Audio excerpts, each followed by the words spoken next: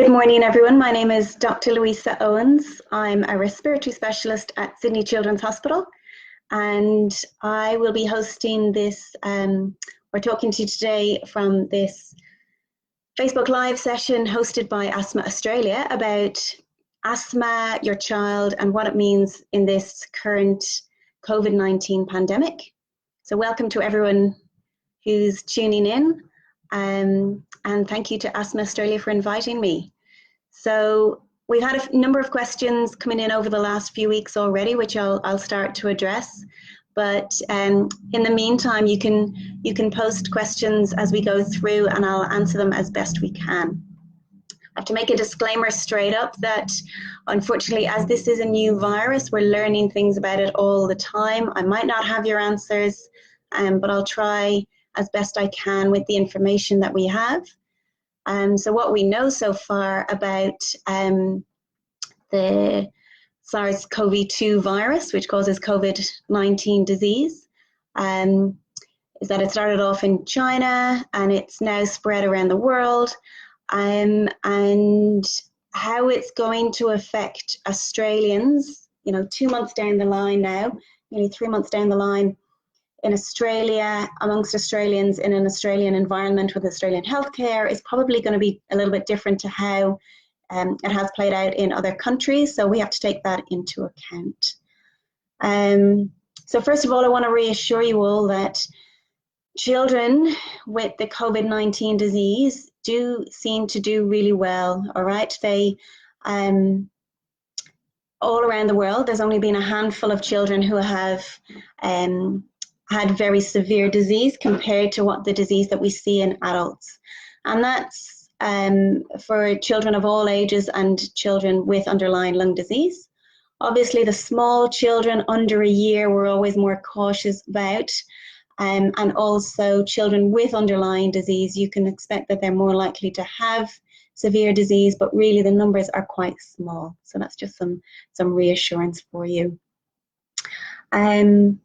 So asthma in itself doesn't seem to be a huge risk factor for more severe disease, even in children or adults. More severe asthma is going to put your child at that little bit higher risk, but in general, mild and moderate asthma is not associated with more severe disease. With any child with asthma, though, we know that a respiratory virus can trigger their asthma and cause an asthma exacerbation. But there are things that we can do to reduce that risk and to make it less likely to happen. So really importantly is making sure that you've got an asthma action plan. So you want to know that wherever your child has been minded, whether it's at home, in school, with a childminder, that whoever is minding them has an asthma action plan for your child and knows what to do. So knows what medications to give, under what circumstances, how many doses, what devices to use, and then of course when you're going to need extra help. So whether you need to go to the emergency department or call your GP with an asthma exacerbation. We do recommend that you have at least a month's supply of your asthma medications at home. We want you to know that in a case of emergency that you know that there is some in the cupboard. We strongly are against stockpiling because we know that if you stockpile, other people will lose out, particularly those more vulnerable. And we don't want anyone in the middle of an asthma exacerbation to not be able to access their reliever. So it's very important that you do make sure that you have enough, but not that you're stockpiling excess. So enough for a month should do. There has been some changes to the pharmacy rules and guidelines announced this past week to make it easier for people to access asthma medication. So first of all, pharmacies can now be open 24 hours. They won't all be open 24 hours, but it means that you will have, even if it's middle of the night or early morning, you will have access to some pharmacies. And pharmacies are also allowed to dispense PBS medications, ongoing PBS medications without a current active prescription. So that means that if your supply is running low, you can't get to your GP, that you can go to your pharmacy. And you want to make it easy for them, so either bring your asthma action plan or your old script or a letter from your doctor or your specialist to show what medications your child is on and what doses they should be taking to make it easier for the pharmacist. But these are new rules that have come in just this week to make it easier.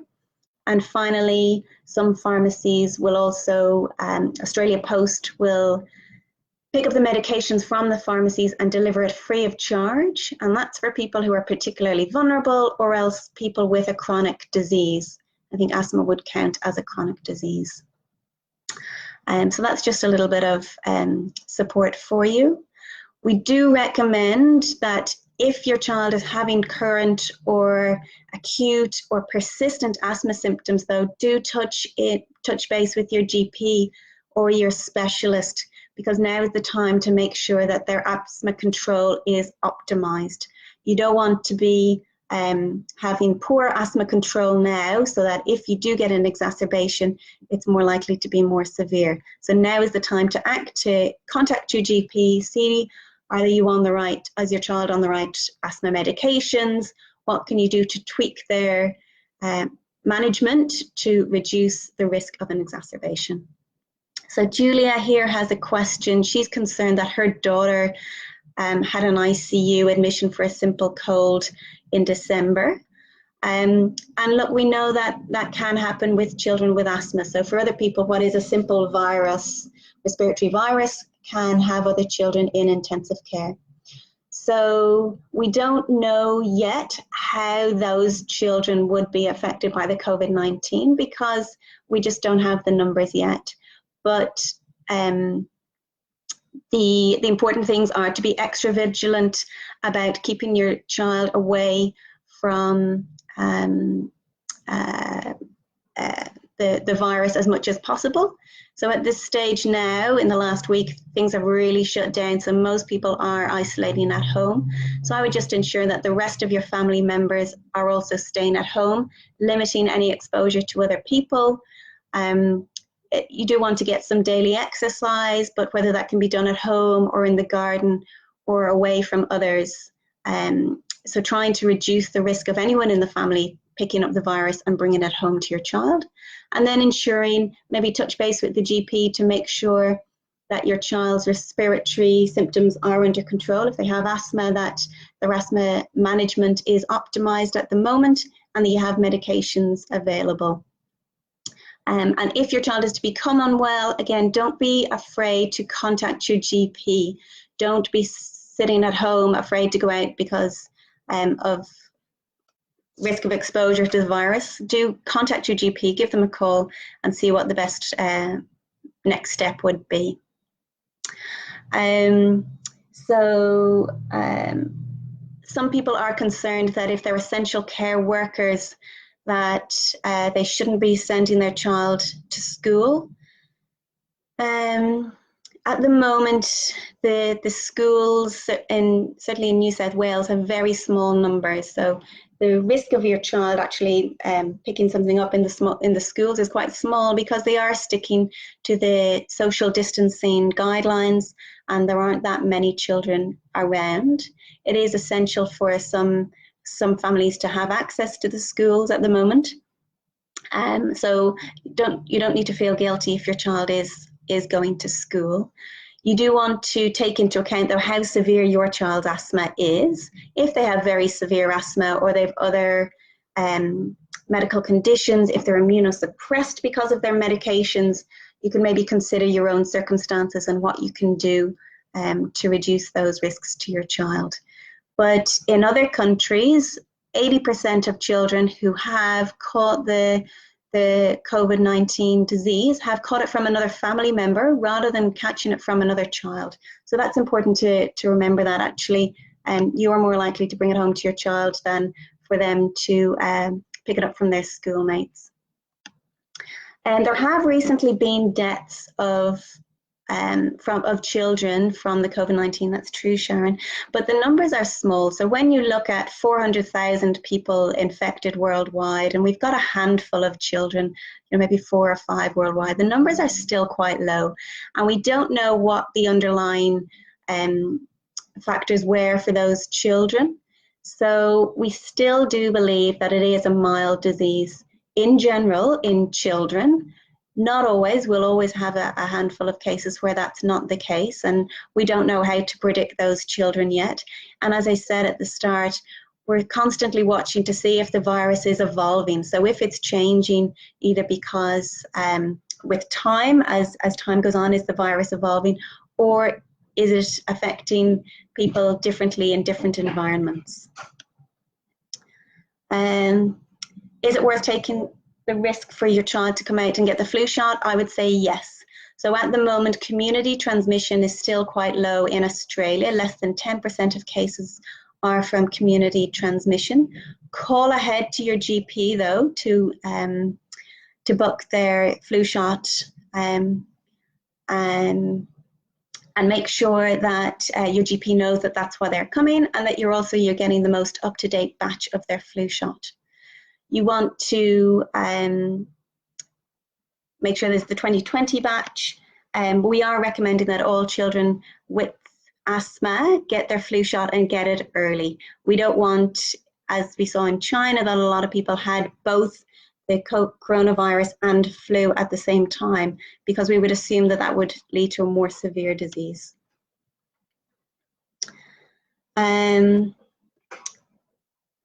So for Michelle is just asking, she has a long history of asthma. Should she consider staying home, given that she works in aged care? So in other countries, certainly there has been outbreaks of the coronavirus in aged care facilities. It depends a little bit on how controlled your asthma is at the moment. And I would have that discussion with your GP and also your employer. Is there work that can be done at home? Because for some people that is an opportunity that they can work from home and reduce their risks and exposures.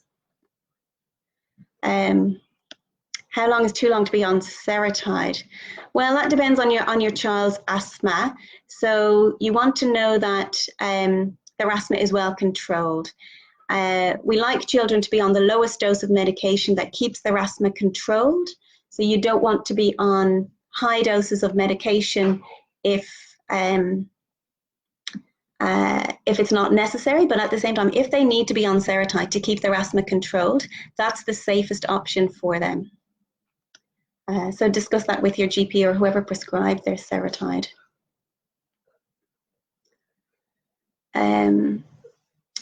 So Renee has a question about multiple illnesses for her child, how best to prevent him getting so unwell. So really limiting his exposure to other people is the best way to avoid contracting the coronavirus, and then making sure that his other conditions are optimized so that he's on his regular heart medications and his regular asthma medications. Avoiding any triggers if he has a history of anaphylaxis, and making sure that you do have enough medications at home for if he was to have an exacerbation of any of them, and touch base with your GP if he starts developing symptoms. Exercise-induced asthma, we would assume, don't know, we would assume that you're not at increased risk of severe COVID-19 disease. This is, so with people with asthma whose asthma is triggered by respiratory viruses, we would assume that they may have an asthma exacerbation with the coronavirus, given that it's a respiratory disease. Whereas with exercise-induced asthma, it's often slightly different mechanisms. Again, make sure that your child's asthma is well controlled, but we wouldn't expect them to be at increased risk. So getting the flu shot, we would recommend getting it as soon as possible.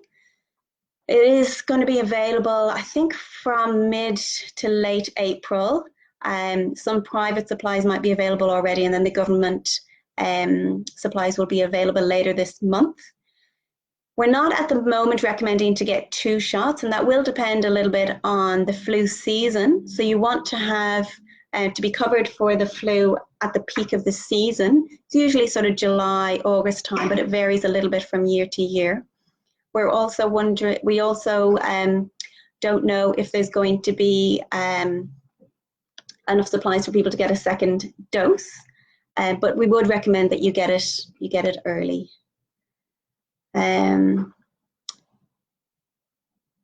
So just look through other questions. So for patients with severe asthma attacks, you want to make sure the best way to reduce the risk of a severe asthma attack is ensuring that their asthma control is optimized at the moment. So making sure they're getting the preventer every day, taking it appropriately, whether it's with a spacer or with a mask or whatever their usual device is, making sure that they're avoiding any triggers where possible, lots of hand washing and all the other social distancing rules that we have available.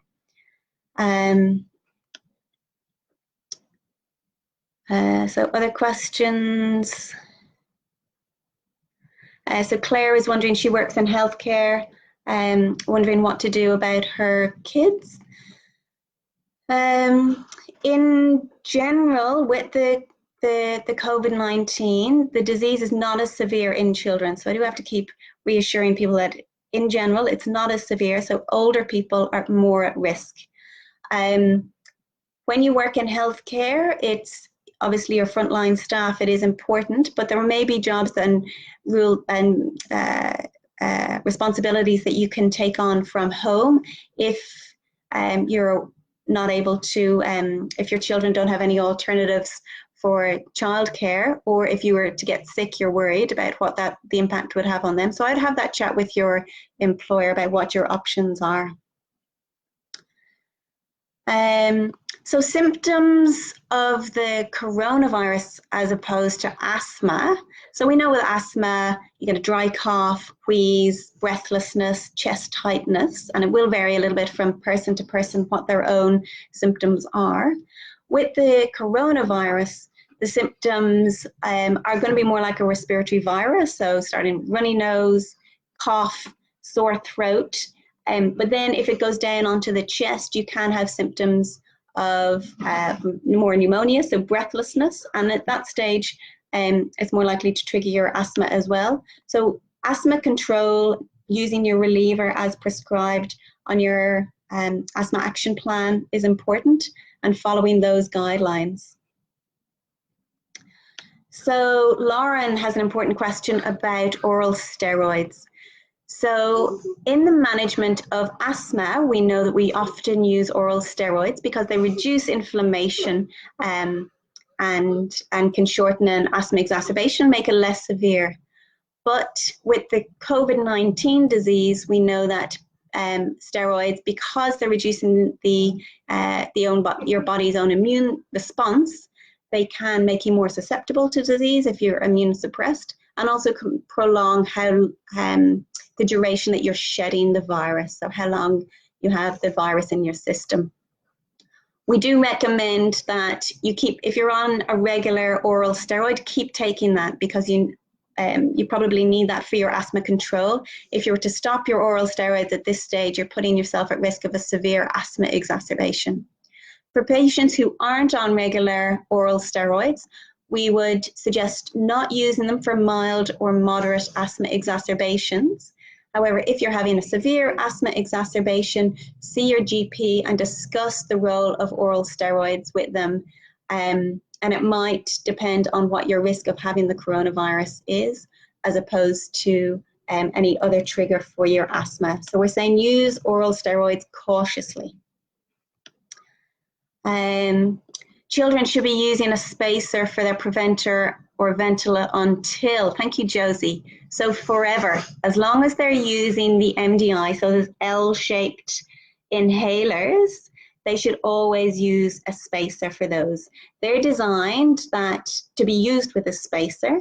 If you spray them directly into your mouth, no matter what age you are, the majority of medication will go around your mouth, back of your throat, mixes with saliva and into your stomach. We want it in your lungs. So they're designed always to be used with a spacer. So the round ones, or the sort of spaceship shaped inhalers don't need a spacer, but the L-shaped ones all need a spacer. Younger children also need a mask. So that's until they're able to make a seal around the spacer with their mouth and inhale. And you see the little flaps clicking to suggest that they're getting good airflow. Once they can do that, then you're better off not using a mask, because when you're using the mask, it covers the nose and mouth. We know that the nose is very good at filtering. It's one of your nose's main roles is to filter the inhaled air. So medication can just get stuck in the nose hairs. So once they're able to take a deep breath and make a seal around the spacer, they should be just using a spacer on its own.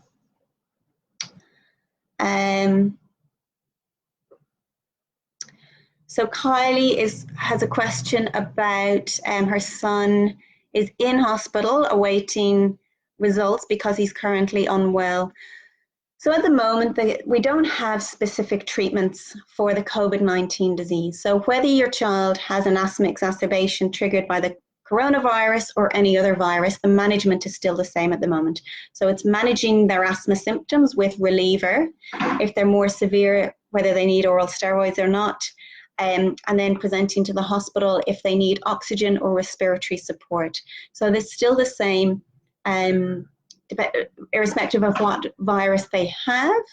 The difference is obviously with the COVID-19, then we put in strict measures around isolation to reduce the spread of the disease, and also once it's confirmed, there's contact tracing of anyone who would have been in contact with your child. But actual management of their respiratory disease will be the same, irrespective. Ventolin is not a steroid. Okay, so Ventolin acts to relax the muscle, so it's a muscle relaxant, whereas lots of the other preventer inhalers do have steroid in them. So the idea is that you're taking those regularly, they reduce the amount of inflammation in your airways, and then you're less likely to have asthma exacerbations. So the idea with the inhalers that have steroid in them is that you breathe it in, so the steroid acts locally on the lungs, and then you breathe it out again, and very little of the steroid is absorbed into the rest of your system, so you don't get much in the way of side effects. We don't know for definite how inhaled steroids affect the COVID-19, but in order to maintain good asthma control, it is important that you take your preventer as prescribed. Is it okay to use ReadyPred? So ReadyPred, prednisolone, they're all types of oral steroid. So we would only use oral steroids in this case if your child is on them regularly, so they're on it all the time to maintain good asthma control, or if they have a severe exacerbation, and that would have to be in discussion with your GP or doctor. So we don't recommend giving oral steroids at home without having had contact with a medical practitioner, because we know that it can affect how your body deals with the coronavirus if that's also present. Got just a few minutes left. I do want to also mention your child's mental health. It's really important that that's taken into account. It's a highly stressful time for everyone, adults, children, the elderly, healthcare workers, everyone. And your child is going to pick up on that, not only from their asthma perspective, because we know that asthma is associated with, asthma flare-ups can be associated with stress and anxiety, but also for their general well-being. Stress is pro-inflammatory. It looks like this isn't going to blow over in the next couple of weeks, so we're looking at a couple of months. So take some time out to look after both yours and your child's mental health. You want to make sure that they're getting exercise, they're eating well, that you're limiting their exposure to news, particularly bad news or worrying things, and that you're taking time yourself as well to check on your own mental health, because children will pick up on how you're feeling and stress around the house. I think that sort of covered most of the questions.